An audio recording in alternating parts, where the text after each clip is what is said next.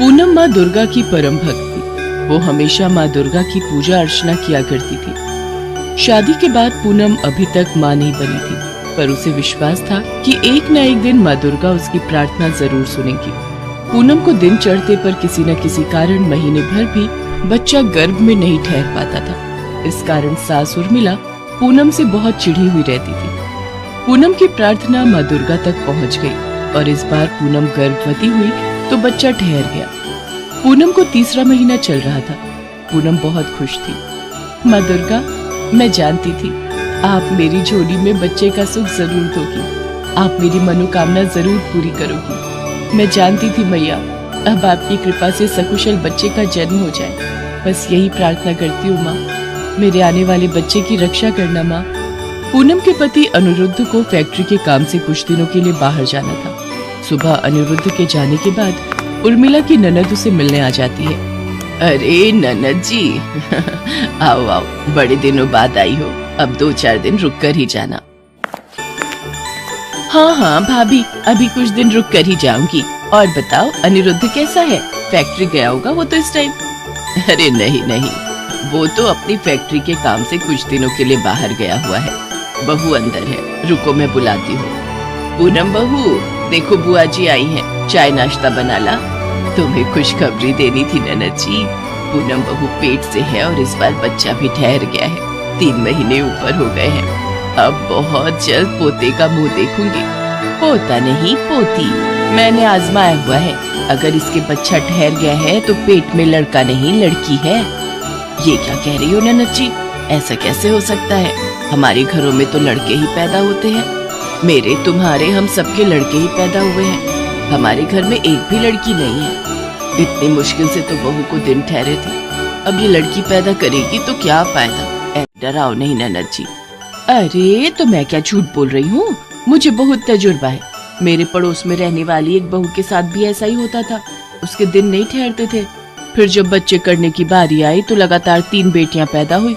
आज तक बेटी की आस में तरस रही है। ननद जी मुझे तो डर लग रहा है। अब क्या कर सकते हैं? अगर इसने लड़की पैदा कर दी तो हमारे लिए मुसीबत आ जाएगी। मैं समाज में क्या मुंह दिखाऊंगी? बेटी पालने के लिए इसकी इतनी सेवा थोड़ी करेंगे। अब तुम ही कोई उपाय बता सकती हो ननद जी। अगर तुम यही चाहती हो तो भाभी बहू का बच्चा गिरवा दो। ना रहेगा बांस, ना बजेगी बांसुरी। फिर उसके बाद दिन चढ़ेंगे तो शर्तिया बच्चा लड़का ही पैदा होगा। लिख कर रख लो। ठीक है ननद जी, फिर हम एक काम करते हैं, उसे अस्पताल ले चलते हैं। तुम किसी ऐसी डॉक्टर को जानती हो जो ये काम कर दे और बहू को पता भी ना चले कि हमने ये किया है?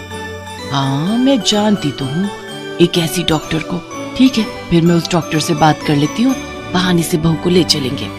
अगले दिन उर्मिला और उसकी ननद पूनम को बहाने से दिखाने के लिए हॉस्पिटल ले जाते। माँ जी, बुआ जी, मेरा इलाज तो दूसरे हॉस्पिटल में चल रहा है, फिर हम यहाँ क्यों जा रहे हैं? अरे बहू, एक तो डॉक्टर से राय लेना ठीक रहता है।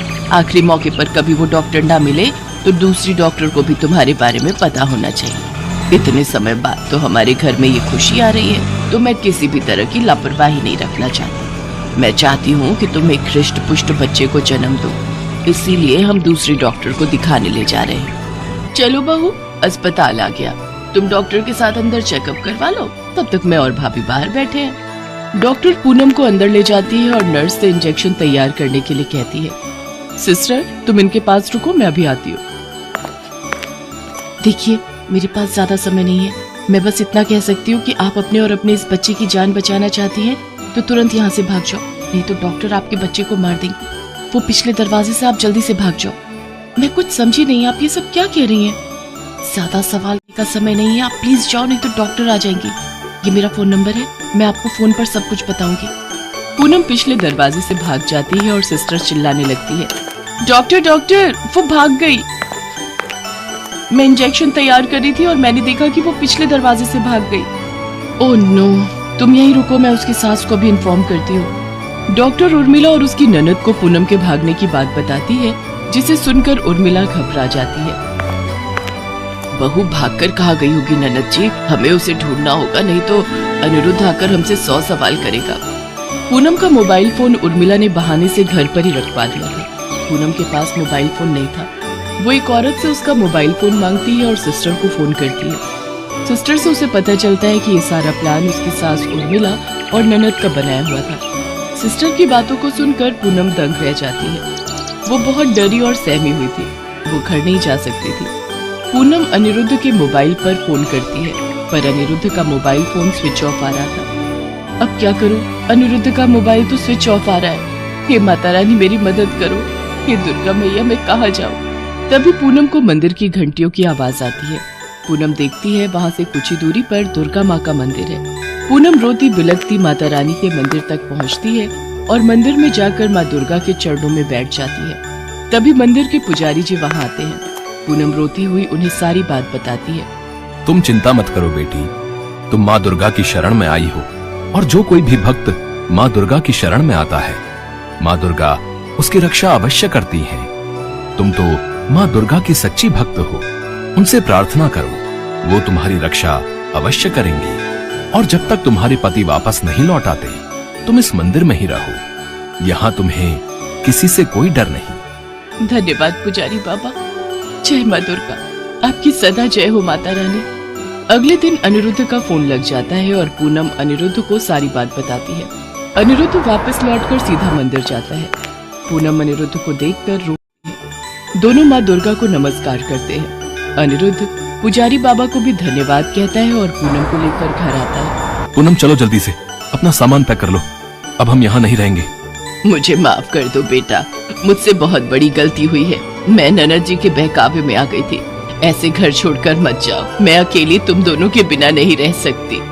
नहीं माँ, जिस घर में मेरी पत्नी और मेरा आने वाला बच्चा सुरक्षित नहीं, उस घर में मैं नहीं रुक सकता।